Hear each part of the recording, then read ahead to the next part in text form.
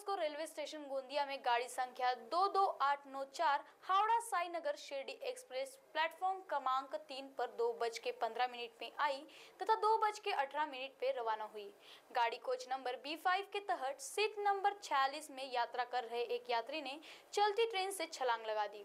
उक्त यात्री प्लेटफॉर्म में गिरा तथा प्लेटफॉर्म व चलती ट्रेन से मध्य गैप में जाने वाला था और गाड़ी के चपेट में आकर अनुचित घटना का शिकार होने वाला था, परंतु वही प्लेटफॉर्म ड्यूटी के तैनात RPF पोस्ट गोंदिया की महिला आरक्षक जया उके, प्रधान आरक्षक MK वाघ एवं सहायक उप निरीक्षक अजय चौबे द्वारा त्वरित कार्रवाई करते हुए युक्त यात्री प्रदीप सिन्हा को सुरक्षित रूप से अपनी ओर बाहर खींच लिया गया।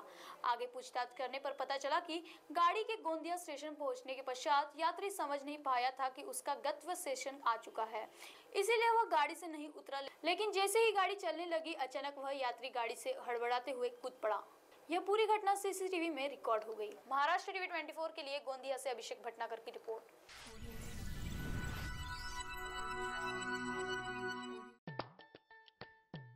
मानवी मनोरा रचण्यासाठी लागतं उत्कृष्ट व्यवस्थापन, नियमांचं पालन आणि उत्तम संतुलन, अन्यथा अपघात होऊ शकतो। त्याचप्रमाणे निसर्गाचं संतुलन बिघडल्याने पर्यावरणाला धोका होऊन भूस्खलन, दरड कोसळणे असे भीषण अपघात होतात। त्यात जीवित व वित्तहानी होऊन अनेकांचे संसार उद्ध्वस्त होतात। हे टाळण्यासाठी निसर्गाचे रक्षण करणे ही आपली जबाबदारी आहे। तसेच डोंगरापासून सुरक्षित अंतरावर वस्ती करणे गरजेचे आहे। भूस्खलन प्रवण क्षेत्रांबाबत कायम सतर्क राहणे आवश्यक आहे।